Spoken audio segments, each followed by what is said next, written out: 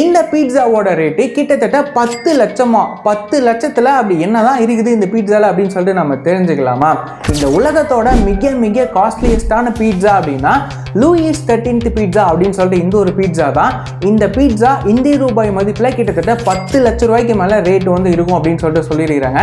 இந்த பீட்சாவை யார் செஞ்சுருக்காங்க அப்படின்னா இத்தாலியோட ரெனாட்டோ வியோலா அப்படின்னு சொல்லிட்டு இவர் தான் அந்த பீட்சாவை மேக் வந்து பண்ணியிருக்கிறாரு.